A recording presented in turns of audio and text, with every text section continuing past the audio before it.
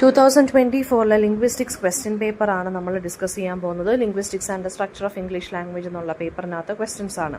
അപ്പോൾ first question ഇതിനകത്ത് ചോദിച്ചിരിക്കുന്നത്, അതിനകത്ത് ഏറ്റവും ഇമ്പോർട്ടൻ്റ് ആയിട്ട് അല്ലെങ്കിൽ കുറച്ച് ഡിഫറൻ്റ് ആയിട്ട് തോന്നിപ്പിക്കുന്ന ക്വസ്റ്റ്യൻസ് ആണ് ഇതിനകത്ത് ഡിസ്കസ് ചെയ്തിരിക്കുന്നത്. അലോഫോൺസ് എന്ന് വെച്ചാൽ എന്താണെന്ന് ചോദിച്ചിട്ടുണ്ട്. അലോഫോൺസ് എന്ന് വെച്ച് കഴിഞ്ഞാൽ സെയിം ഫോണീമിൽ തന്നെയുള്ള ഡിഫറെൻ്റ് ആയിട്ടുള്ള ഫോണറ്റിക് വേരിയേഷൻസ് അല്ലെങ്കിൽ വേരിയൻസിനെയാണ് അലോഫോൺസ് എന്ന് പറയുന്നത്. അതായത് ഒരു വേർഡിൻ്റെ മീനിങ് മാറത്തില്ല, പക്ഷേ ആ സെയിം ഫോണീമിൽ ഫോണറ്റിക് ആയിട്ടുള്ള രീതിയിൽ വേരിയൻസ് ഉണ്ടാവും. അപ്പോൾ ഫോർ എക്സാമ്പിൾ പ് എന്നുള്ള ഫോണീം, അതിന് 2 അലോഫോൺസ് ആണ് ഇംഗ്ലീഷിലുള്ളത്. അത് പിന്നിനകത്ത് പ് എന്നുള്ള സൗണ്ട്, അതുപോലെ തന്നെ സ്പിന്നിനകത്തുള്ള പ് എന്നുള്ള സൗണ്ടും, പിന്നും സ്പിന്നും. അപ്പോൾ അതിനകത്ത് രണ്ടിടത്തിനകത്ത്, അതാണ് പിക്ക് 2 അലോഫോൺസ് അല്ലെങ്കിൽ പ് എന്നുള്ള ഫോണീമിന് 2 അലോഫോൺസ് ഉണ്ടെന്ന് പറയുന്നത്. അലോഫോൺസ് എന്ന് വെച്ച് കഴിഞ്ഞാൽ സെയിം ഫോണീം, അതായത് ഇവിടെ പ് എന്നുള്ളതിൻ്റെ ഫോണീം, ആ പ് എന്നുള്ള ഫോണീം സെയിം ഫോണീമാണ്, പക്ഷേ അതിന് ഫോണറ്റിക് വേരിയൻസ് കാണും. പക്ഷേ അതിൻ്റെ വേർഡിൻ്റെ ആ ഒരു മീനിങ്ങിന് വ്യത്യാസമൊന്നും കാണുകയില്ല.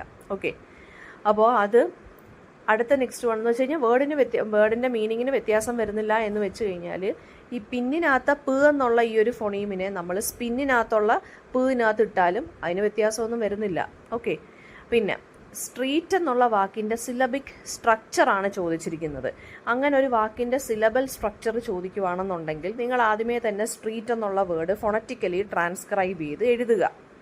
ഫോണറ്റിക്കലി ട്രാൻസ്ക്രൈബ് ചെയ്ത് എഴുതിയിട്ട് നിങ്ങളിപ്പം ഫസ്റ്റ് കിടക്കുന്ന എന്താണ്, സ്ട്രീറ്റ് എന്നുള്ള വാക്കിനകത്ത് ഫസ്റ്റ് കിടക്കുന്ന എന്താണ്, സ് എന്നുള്ള സൗണ്ടാണ്. അതൊരു കോൺസണൻ്റ് ആണ്. അപ്പോൾ അവിടെ ഫസ്റ്റ് ലെറ്റർ കോൺസണൻ്റ് ആയതുകൊണ്ട് അവിടെ സി എന്ന് എഴുതുക. കോൺസണൻറ്റിനെ മാർക്ക് ചെയ്യുന്നത് സി എന്നുള്ള ലെറ്റർ വെച്ചിട്ടാണ്. അടുത്ത എന്താണ്, ട് എന്നുള്ളതാണ് അല്ലേ, സ്ട്രീറ്റിനകത്ത് ട്. അപ്പോൾ ട് എന്നുള്ളതും കോൺസണൻ്റ് ആണ്. പിന്നെ വരുന്നത് റ് ആണ്, സ്ട്രിക്റ്റിനകത്ത് റ് സൗണ്ടും കോൺസണൻ്റ് ആണ്. പിന്നെ വരുന്നത് എങ്ങനെയാണ്, സ്ട്രിക്റ്റ് നമ്മൾ ഇപ്പോൾ ഫോണറ്റിക്കലി ട്രാൻസ്ക്രൈബ് ചെയ്ത് എഴുതുമ്പോൾ അടുത്ത വരുന്ന ഇതെന്ന് പറയുന്ന സൗണ്ട് ഏതാണ് വരുന്നത്, എന്നുള്ള സൗണ്ടാണ്. അതെന്താണ്, വൗവലാണ്. ഓക്കെ, പിന്നെ വരുന്നത് ട് ആണ്, അതും എന്താണ്, കോൺസണൻ്റ് ആണ്. അപ്പോൾ അതിൻ്റെ സ്ട്രക്ചർ എങ്ങനെ വരും, C C C V C, 3 കോൺസണൻറ്റും 1 വൗവലും 1 കോൺസണൻറ്റും, അങ്ങനെയാണ് ഇത് എഴുതേണ്ടത് കേട്ടോ. അപ്പോൾ ഒരു വേർഡ് തന്നിട്ട് ഐഡൻറ്റിഫൈ ദ സിലബൽ സ്ട്രക്ചർ എന്ന് ചോദിച്ചു കഴിഞ്ഞാൽ first convert the word into, അല്ലെങ്കിൽ first transcribe the word, phonetically transcribe ചെയ്ത് എഴുതുക. എന്നിട്ട് വേണം നിങ്ങൾ ഓരോ ആദ്യം കിടക്കുന്ന സൗണ്ട് കോൺസണൻ്റ് ആണോ, രണ്ടാമത് കിടക്കുന്ന ലെറ്റർ അല്ലെങ്കിൽ സൗണ്ട് കോൺസണൻ്റ് ആണോ, പിന്നെ വരുന്നത് വൗവലാണോ, അങ്ങനെ നോക്കി വേണം എഴുതാൻ. നെക്സ്റ്റ് എന്താണ് ക്രിയോൾ എന്നുള്ളത്. ക്രിയോൾ എന്ന് വെച്ച് കഴിഞ്ഞാൽ പിഡ്ജിനിൽ നിന്ന് ഒറിജിനേറ്റഡ് ആയിട്ട് വരുന്ന ഒരു നാച്ചുറൽ ലാംഗ്വേജ് ആണ് ക്രിയോൾ എന്ന് പറയുന്നത്. പിന്നെ ക്രിയോളിന് 2 എക്സാമ്പിൾസ് പഠിച്ചു വച്ചേക്കുക, ടെക്സ്റ്റിനകത്ത് കാണും. അല്ലാതുള്ള പിന്നെ ക്രിയോളിനുള്ള എക്സാമ്പിൾ എന്ന് പറയുന്നത് ഫ്രഞ്ച് ലാംഗ്വേജിനെ ബേസ് ചെയ്തിട്ടുള്ള പിഡ്ജിനാണ് ഹൈദിയൻ ക്രിയോൾ എന്ന് പറയുന്നത്. നമ്മൾ ഇംഗ്ലീഷ് ബേസ്ഡ് പിഡ്ജിനാണ് ജമൈക്കൻ ക്രിയോൾ എന്ന് പറയുന്നത്. അതായത് അതൊരു പിഡ്ജിൻ ലാംഗ്വേജ് ആയിരിക്കും, പക്ഷേ അത് പിന്നീട് ഒരു നാച്ചുറൽ ലാംഗ്വേജ് ആയിട്ടൊക്കെ ഫുള്ളായിട്ട് ഡെവലപ്പ് ചെയ്യും. അതാണ് ക്രിയോൾ എന്ന് പറയുന്നത്.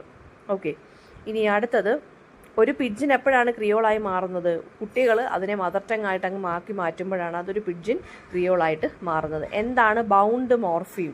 ബൗണ്ട് മോർഫീം എന്ന് വെച്ചാൽ ഒറ്റയ്ക്ക് നിൽക്കാൻ പറ്റാത്ത അല്ലെങ്കിൽ ഇൻഡിപെൻഡൻറ്റ് വേർഡ്സ് ആയിട്ട് സ്റ്റാൻഡ് അലോൺ ചെയ്യാൻ പറ്റാത്ത വാക്കുകളെയാണ്, മോർഫീമുകളെയാണ് നമ്മൾ ബൗണ്ട് മോർഫീം എന്ന് പറയുന്നത്.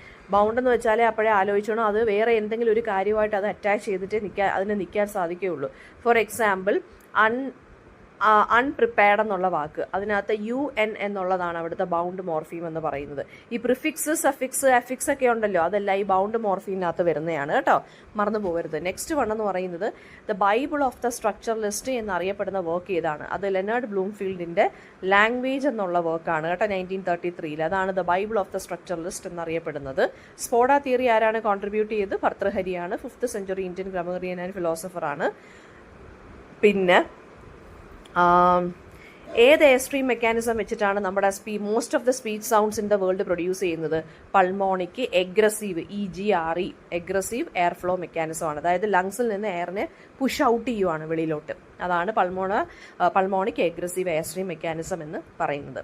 പിന്നെ നമ്മുടെ ലിപ്പ് പൊസിഷനെ ബേസ് ചെയ്തിട്ട് എത്ര വൗവൽസ് ഉണ്ടെന്ന് ചോദിച്ചു കഴിഞ്ഞാൽ 2 അതായത് റൗണ്ടഡ് വൗവൽസും ഉണ്ട്, അൺറൗണ്ടഡ് വൗവൽസും ഉണ്ട്.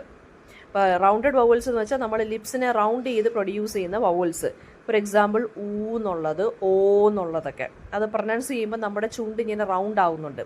അൺറൗണ്ടഡ് വവൽസ് എന്ന് വെച്ചാൽ ലിപ്സ് ഒന്നുകിൽ സ്പ്രെഡ് ആയിരിക്കും അല്ലെങ്കിൽ ന്യൂട്രൽ ആയിട്ടങ്ങ് ഇരിക്കും. അതിന് ഫോർ എക്സാമ്പിൾ ഈ എന്നുള്ളത് അതൊക്കെയാണ് അൺറൗണ്ടഡ് വവലിന് എക്സാമ്പിൾ കേട്ടോ. പിന്നെ പൊളൈറ്റായിട്ട് നമ്മളൊരു റിക്വസ്റ്റ് പറയുകയാണെന്നുണ്ടെങ്കിൽ ഏത് പാറ്റേൺ ഓഫ് ഇൻറ്റൊനേഷൻ ആയിരിക്കും നമ്മൾ യൂസ് ചെയ്യുന്നത്? പൊളൈറ്റായിട്ട് നമ്മളൊരു കാര്യം ചോദിക്കുകയാണത് റൈസിങ് ഇൻറ്റൊനേഷൻ ആയിരിക്കും യൂസ് ചെയ്യുന്നത് കേട്ടോ. പൊളൈറ്റായിട്ട് നമ്മളൊരു കാര്യം ചോദിക്കുവാണ്. ലാറ്റിനേറ്റ് ഫാലസി എന്താണെന്ന് ചോദിച്ചിട്ടുണ്ട്. ആ ഫാലസികളെല്ലാം ട്രഡീഷണൽ ഗ്രാമറിന് ഞാൻ സെപ്പറേറ്റ് വീഡിയോ ഒക്കെ ഇട്ടിട്ടുണ്ട്. അതിൻ്റെ എല്ലാം പഠിച്ചു വെച്ചേക്കുക, ഓരോ ഫാലസീസും പഠിച്ചു വെച്ചേക്കുക. ലാറ്റിനേറ്റ് ഫാലസി എന്ന് വെച്ച് കഴിഞ്ഞാൽ English grammar should follow Latin grammar എന്നുള്ളൊരു മിസ്റ്റേക്കൺ ബിലീഫ് ഉണ്ടായിരുന്നു. പക്ഷേ 2 ലാംഗ്വേജസ് ആ സ്ട്രക്ചറലി ഡിഫറൻ്റ് ആണ്. അതുകൊണ്ട് ലാറ്റിൻ ഗ്രാമറിനെ ബേസ് ചെയ്തിട്ട് നമുക്ക് ഒരിക്കലും ഇംഗ്ലീഷ് ഗ്രാമറിനെ നമുക്ക് സ്ട്രക്ചറൈസ് ചെയ്യാൻ പറ്റുകയില്ല. ഓക്കെ, എന്താണ് ടോൺ ഗ്രൂപ്പ്സ് എന്ന് പറഞ്ഞൊരു ക്വസ്റ്റ്യൻ വന്നിട്ടുണ്ട്. ടോൺ ഗ്രൂപ്പുകൾ എന്ന് വെച്ചാൽ സെൻസ് ഗ്രൂപ്പ്സ് ആണ്. Small units of speech divided by pauses and അവർക്കൊരു സിംഗിൾ ഇൻറ്റൊനേഷൻ പാറ്റേൺ ആയിരിക്കും ഉണ്ടായിരിക്കുന്നത്. പിന്നെ ഇറഗുലർ ലെക്സിക്കൽ വെർബുകൾ ഏതൊക്കെയാണെന്ന് ചോദിച്ചിട്ടുണ്ട്. ഇറഗുലർ ലെക്സിക്കൽ വെർബ് എന്ന് വെച്ച് കഴിഞ്ഞാൽ verbs that do not form past tense and past participle by adding E D. അതായത് ഇ ഡിയും നമ്മളിപ്പോൾ സാധാരണ പാസ്റ്റ് പറയുമ്പോൾ എങ്ങനെയാണ്, ഒന്നുകിൽ ഇ ഡി ചേർത്തിട്ടായിരിക്കും നമ്മൾ പറയുന്നത്. അങ്ങനെ അല്ലാതെ വരുന്ന വാക്കുകളുടെ പാസ്റ്റ് ഫോമുകളെയാണ് ഇറഗുലർ ലെക്സിക്കൽ വെർബ് എന്ന് പറയുന്നത്. ഫോർ എക്സാമ്പിൾ ഗോയുടെ പാസ്റ്റ് ഗോഡ് എന്നാണോ നമ്മൾ പറയുന്നത്? ഇ ഡി ചേർത്ത് പറയുമോ? ഇല്ല, വെൻറ്റ്. അപ്പം അതെന്താണ്? ഒരു ഇറഗുലർ ആയിട്ടുള്ള ലെക്സിക്കൽ വെർബാണ്. ഓക്കെ, ഇനി ജസ്റ്റർ തിയറി എന്താണെന്ന് ചോദിച്ചിട്ടുണ്ട്. ജസ്റ്റർ തിയറി എന്ന് വെച്ച് കഴിഞ്ഞാൽ എന്താണ്? Origin of the language based on human gestures. അതായത് സ്പീച്ച് എന്ന് പറയുന്നത് ഡെവലപ്പ് ചെയ്തിരിക്കുന്നത് മാനുവൽ അല്ലെങ്കിൽ ഫിസിക്കൽ ജസ്റ്റേഴ്സിൽ നിന്നാണെന്നാണ് പറയുന്നത്. അതാണ് ജസ്റ്റർ തിയറി. പിന്നെ കോമ്പീറ്റൻസും പെർഫോമൻസും എന്താണെന്ന് ചോദിച്ചിട്ടുണ്ട്. ലാങ്ങും പരോളും എന്താണോ അത് തന്നെയാണ് കോമ്പീറ്റൻസും പെർഫോമൻസും. കോമ്പീറ്റൻസ് എന്ന് വെച്ചാൽ ലാംഗ്വേജ് സിസ്റ്റത്തിൻ്റെ നോളജിനെ കുറിച്ച് അറിയുക അല്ലെങ്കിൽ റൂൾസിനെ കുറിച്ച് അറിയുക. പെർഫോമൻസ് എന്ന് വെച്ച് കഴിഞ്ഞാൽ ലാംഗ്വേജിനെ ആക്ച്വലായിട്ട് യൂസ് ചെയ്യുക. കോമ്പീറ്റൻസ് എന്ന് പറയുമ്പോൾ നമ്മുടെ മൈൻഡിൽ അത് സ്റ്റോർ ചെയ്ത് വെക്കും. പെർഫോമൻസ് എന്ന് പറയുമ്പോൾ എന്താണ്? നമ്മൾ അതിനെ അങ്ങ് ആക്ച്വലായിട്ട് യൂസ് ചെയ്യുമല്ലേ, മൈൻഡിൽ സ്റ്റോർ ചെയ്ത് വെക്കുവാണോ? അല്ല, അതിനെ നമ്മൾ പ്രാക്ടിക്കലാക്കി മാറ്റുകയാണ് ചെയ്യുന്നത്. കോമ്പീറ്റൻസ് എന്ന് പറയുന്നത് ഇൻട്രൊഡ്യൂസ്ഡ് ബൈ ചോംസ്കി ആണ് കേട്ടോ. പിന്നെ ഡെറിവേഷണൽ അഫിക്സസ് എന്ന് വെച്ചാൽ എന്താണെന്ന് ചോദിക്കുന്നുണ്ട്.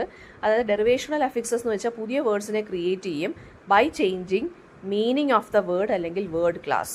ഫോർ എക്സാമ്പിൾ ഹാപ്പി എന്നുള്ളത്, ഹാപ്പി എന്നുള്ള വാക്കിന് നമ്മൾ മാറ്റുകയാണെന്നുണ്ടെങ്കിൽ, ഹാപ്പി എന്നുള്ള വാക്കിന് നമ്മൾ മാറ്റി ഹാപ്പിനെസ് എന്നാക്കുകയാണെന്നുണ്ടെങ്കിൽ എന്താണ്? പുതിയ വേർഡിനെ നമ്മൾ ക്രിയേറ്റ് ചെയ്തു അവിടെ.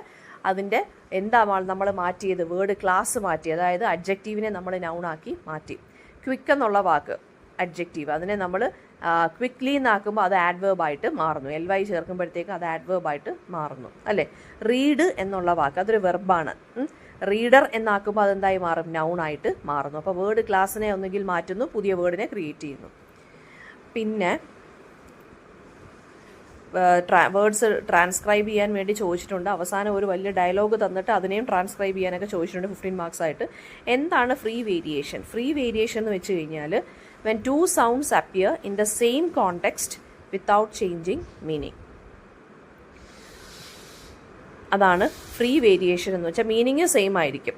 2 സൗണ്ട് സെയിം കോണ്ടെക്സ്റ്റിൽ അപ്പിയർ ചെയ്യും, പക്ഷേ അതിൻ്റെ മീനിങ്ങിന് വ്യത്യാസമൊന്നും വരത്തില്ല. മീനിങ് സെയിം തന്നെ ആയിരിക്കും. ഓക്കെ, അതെന്ന് വെച്ച് കഴിഞ്ഞാൽ ഫോർ എക്സാമ്പിൾ നമ്മൾ ബ്രിട്ടീഷ് ഇംഗ്ലീഷിൽ നമ്മൾ ബനാന എന്നുള്ള പറയുന്നതും അല്ലെങ്കിൽ ഇന്ത്യൻ ഇംഗ്ലീഷിൽ നമ്മൾ ബനാന എന്ന് പറയുന്നതും തമ്മിലുള്ള ആ ഒരു ഡിഫറൻസ് ഉണ്ടല്ലോ. രണ്ടിൻ്റെ സെയിം മീനിങ് ആണ്, പക്ഷേ അതിനകത്ത് വരുന്ന ഇച്ചിരി പ്രൊനൗൺസിയേഷൻ വരുന്ന അല്ലെങ്കിൽ ആ സൗണ്ടുകൾ നമ്മൾ പ്രൊനൗൺസ് ചെയ്യുമ്പോൾ തമ്മിലുള്ള വ്യത്യാസം, അതാണ് ഫ്രീ വേരിയേഷൻ എന്ന് പറയുന്നത് കേട്ടോ. ഇനി ഡിഫൈൻ ജങ്ക്റ്റർ. ജങ്ക്റ്റർ എന്ന് വെച്ച് കഴിഞ്ഞാൽ സൗണ്ട് അല്ലെങ്കിൽ വേർഡുകൾ തമ്മിലുള്ള ഒരു ഫോണറ്റിക് ബൗണ്ടറിയാണ് നമ്മൾ ജങ്ക്റ്റർ എന്ന് പറയുന്നത്. ഫോർ എക്സാമ്പിൾ ഐസ്ക്രീം കഴിക്കുന്ന ഐസ്ക്രീം, ഐ സ്ക്രീം എന്ന് വെച്ചാൽ ഞാൻ സ്ക്രീം ചെയ്യുന്നു, കണ്ടോ? ആ ഒരു ഇതിനെയാണ് നമ്മൾ ജങ്ക്റ്റർ എന്ന് പറയുന്നത്. ഇനി എന്താണ് IC അനാലിസിസ് ചോദിച്ചിട്ടുണ്ട്. അത് ഞാൻ നേരത്തെ ഒരു വീഡിയോ ഇട്ടിട്ടുണ്ട് സെപ്പറേറ്റ് ആയിട്ട്. പിന്നെ സിലബിക് കോൺസണന്റ് എന്ന് വെച്ചാൽ എന്താണ്? Consonant that forms the nucleus of a syllable in the absence of a vowel. അതാണ് സിലബിക് കോൺസണന്റ് എന്ന് പറയുന്നത്. ഒരു വൗവൽ ഇല്ലെങ്കിൽ, ഒരു വേർഡിൽ ഒരു വൗവൽ ഇല്ലെന്നുണ്ടെങ്കിൽ അതിന് പകരം ഒരു സിലബലായിരിക്കും. അതായത് വൗവൽസിനെയാണ് നമ്മൾ ശരിക്കും പറഞ്ഞു കഴിഞ്ഞാൽ ന്യൂക്ലിയസ് എന്ന് പറയുന്ന ഒരു സിലബലില്ല. പക്ഷെ ആ വൗവൽ ഇല്ലെന്നുണ്ടെങ്കിൽ ചിലപ്പോൾ എന്ത് പറ്റാം, എന്താ പറയുക, ഒരു വൗവലിൻ്റെ ആബ്സെൻസിലാണെന്നുണ്ടെങ്കിൽ ഒരു കോൺസണന്റ് ചിലപ്പോൾ ന്യൂക്ലിയസ് ആയിട്ട് മാറാം. ഇപ്പോൾ ഒരു വാക്കിനകത്ത് വൗവൽസ് ഇല്ലെന്നുണ്ടെങ്കിൽ അപ്പോൾ എന്ത് പറ്റും? ആ വാക്കിനകത്ത് നടുക്ക് കിടക്കുന്ന കോൺസണൻ്റ് ആയിരിക്കും അതിൻ്റെ എന്തായി മാറുന്നത്? ന്യൂക്ലിയസ് ആയിട്ട് മാറുന്നത്. യൂഷ്വലി നമ്മൾ പറയുന്നത് vowels are the nucleus of the syllable എന്നാണ് പറയുന്നത്. In the absence of a vowel, ഒരു കോൺസണൻ്റ് അവിടെ പ്രസൻ്റ് ആണെന്നുണ്ടെങ്കിൽ ആ കോൺസണൻ്റ് എന്തായിട്ട് മാറും? അവിടുത്തെ ന്യൂക്ലിയസ് ആയിട്ട് മാറും. അപ്പോൾ അതിനെയാണ് സിലബിക് കോൺസണൻ്റ് എന്ന് പറയുന്നത്. നെക്സ്റ്റ് വരുന്നത് ഡിഫ്തോങ് ആണ്. ഡിഫ്തോങ്സിൻ്റെയൊക്കെ എക്സാമ്പിൾസ് ഒക്കെ പഠിച്ചു വെച്ചേക്കണം. എന്താണ് ഡിഫ്തോങ് എന്നുള്ളത് എപ്പോഴും ചോദിക്കുന്നതാണ്. പിന്നെ വരുന്നത് ട്രാൻസ്ഫോർമേഷണൽ ജനറേറ്റീവ് ഗ്രാമർ ഉണ്ട്. അതും ഞാൻ നേരത്തെ ഒരു സെപ്പറേറ്റ് വീഡിയോ ഇട്ടിട്ടുണ്ട്. പിന്നെ ഉള്ളതെന്ന് വെച്ച് കഴിഞ്ഞാൽ സിങ്ക്രോണിക് ആൻഡ് ഡയക്രോണിക് അപ്രോച്ചാണ്. സിങ്ക്രോണിക് എന്ന് പറയുമ്പോൾ എന്താണ്? ലാംഗ്വേജിനെ at a point of time പഠിക്കുന്നു. ഡയക്രോണിക് എന്ന് വെച്ചാൽ ലാംഗ്വേജിൻ്റെ ഹിസ്റ്ററി അല്ലെങ്കിൽ പാസ്റ്റിനെ കുറിച്ച് പഠിക്കുന്നു. ഓക്കെ. പിന്നെ വരുന്നതെന്ന് വെച്ചാൽ സിങ്ക്രോണിക് എന്ന് പറയുന്നത്, സിങ്ക്രോണിക് അപ്രോച്ച് എന്ന് പറയുന്നത് ഡിസ്ക്രിപ്റ്റീവ് ആണ്. ഡയക്രോണിക് എന്ന് വെച്ചാൽ ഹിസ്റ്റോറിക്കലാണ്. സിങ്ക്രോണിക് എന്ന് വെച്ചാൽ പ്രസൻറ്റ് സ്റ്റേറ്റിനെ കുറിച്ച് പഠിക്കുന്നു. ഡയക്രോണിക് എന്ന് വെച്ചാൽ എവല്യൂഷനെ കുറിച്ച് പഠിക്കുന്നു. അപ്പം പിന്നെ നെക്സ്റ്റ് വരുന്ന ക്വസ്റ്റ്യൻ എന്ന് പറയുന്നത് എത്തനോ ലിംഗ്വിസ്റ്റിക്സ് ആണ്. എത്തനോ ലിംഗ്വിസ്റ്റിക്സിനെ നമ്മൾ കൾച്ചറൽ ലിംഗ്വിസ്റ്റിക്സ് എന്നും പറയുന്നു. ലാംഗ്വേജും കൾച്ചറും, അതായത് ലാംഗ്വേജിലൂടെ എങ്ങനെയാണ് ഒരു കൾച്ചറിൻ്റെ ബിലീവ്സ്, ഐഡൻറ്റിറ്റി, വാല്യൂസ് അല്ലെങ്കിൽ ഒരു എത്തനിക് ഗ്രൂപ്പിൻ്റെ പിന്നെ കൾച്ചറിനെ കുറിച്ച് എങ്ങനെ പറയുന്നു എന്നുള്ളതാണ് എത്തനോ ലിംഗ്വിസ്റ്റിക്സ് അല്ലെങ്കിൽ കൾച്ചറൽ ലിംഗ്വിസ്റ്റിക്സ് പഠിക്കുന്നത്. ലാംഗ്വേജ് എങ്ങനെയാണ്, അല്ലെങ്കിൽ ലാംഗ്വേജിനെ കൊണ്ട് എങ്ങനെയാണ് കൾച്ചർ ഷേപ്പ് ആവുന്നത്, അല്ലെങ്കിൽ കൾച്ചർ എങ്ങനെയാണ് ലാംഗ്വേജിനെ ഷേപ്പ് ആക്കുന്നത്, അതാണ് എത്തനോ ലിംഗ്വിസ്റ്റിക്സ് എന്ന് പറയുന്നത്. പിന്നെ വരുന്നത് നെക്സ്റ്റ്,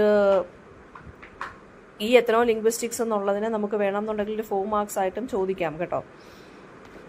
അപ്പോൾ ഇത്രയാണ് ഇതിനകത്ത് വന്നിരിക്കുന്ന ബേസിക് ആയിട്ടുള്ള ക്വസ്റ്റ്യൻസ് എന്ന് പറയുന്നത്. പിന്നെ ഉള്ളത് ജനറൽ ഇന്ത്യൻ ഇംഗ്ലീഷ് എന്ന് പറഞ്ഞൊരു ക്വസ്റ്റ്യൻ വരുന്നുണ്ട്. GIE, ജനറൽ ഇന്ത്യൻ ഇംഗ്ലീഷ് എന്ന് വെച്ച് കഴിഞ്ഞാൽ നമ്മുടെ ഇംഗ്ലീഷ് സ്പോക്കൺ ഇൻ ഇന്ത്യ ഉണ്ടല്ലോ, നമ്മുടെ ഇന്ത്യയിലെ ഇംഗ്ലീഷ്, ഇന്ത്യൻ ഇംഗ്ലീഷ്, അതിൻ്റെ കുറച്ച് സ്റ്റാൻഡർഡൈസ്ഡ് ആയിട്ടുള്ള എഡ്യൂക്കേറ്റഡ് വെറൈറ്റിയാണ് നമ്മൾ ജനറൽ ഇന്ത്യൻ ഇംഗ്ലീഷ് എന്ന് പറയുന്നത്.